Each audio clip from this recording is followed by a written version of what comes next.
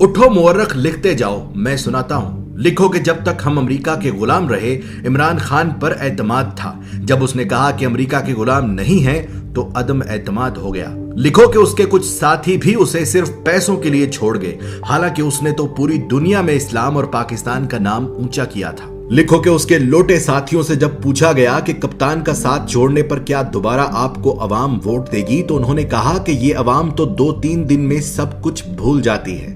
लिखो कि तारीख में पहली मर्तबा अदम एतमाद आया, और वो भी उस वजीर आजम पर जिस पर कोई करप्शन का इल्जाम तक नहीं था। लिखो कि जावेद लतीफ नामी नून लीगी रहनुमा ने सरेआम टीवी चैनल पर कहा कि हाँ, हमने पैसे देकर एमएनएज खरीदे हैं, और ये सुनकर भी इलेक्शन कमीशन नामी मुकद्दस गाय सोई रही। लिखो कि जहां एक निकाह मंसूख करने के लिए भी जज वजह पूछता है, वहां 22 करोड़ आबादी के मुल्क के वजीर आजम को हटाने की वजह न किसी जज ने पूछी, न किसी इलेक्शन कमीशन ने। लिखो कि जहां रिश्वत गुनाह कबीरा में आती है, वहां पैसे और ओहदों के लिए एमएनएज ने डायरेक्ट बोलियां लगवाई। लिखो कि जब इमरान खान ने पाकिस्तान को आजाद करना चाहा, तो उसे झुकाने के लिए सारे सियासतदान मिल गए। लिखो कि इलेक्शन कमीशन ने हमेशा इमरान खान की हुकूमत के खिलाफ फैसले किए, लेकिन वो फिर भी मुकद्दस ही रही। उसने अमीन अली गंडापुर के भाई को सिर्फ अपने हलके में जाने पर नाअहल कर दिया, लेकिन एमएनएज को खरीदने पर बिल्कुल सोई रही। लिखो कि ईमान की इस खरीदो फरोख्त ने फिर से उस अमरीकी को सही साबित कर दिया जिसने कहा था कि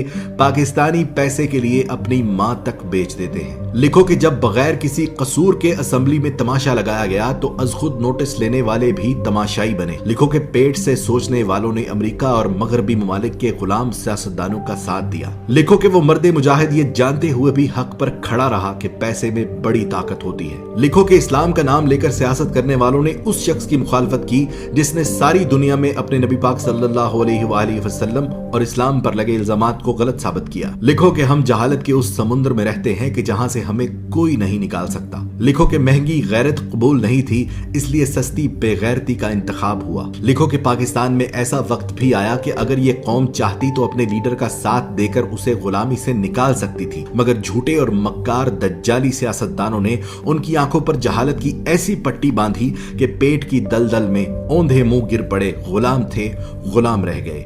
गुलामों के लिए अच्छी खबर यह है कि अल्लाह ने इस कौम पर तरस खाकर एक बहादुर लीडर दिया जो उनकी गुलामी की जंजीरें तोड़ना चाहता है। पर इस कौम ने कहा कि मैं अमेरिका और मगरिब का गुलाम था और रहूंगा।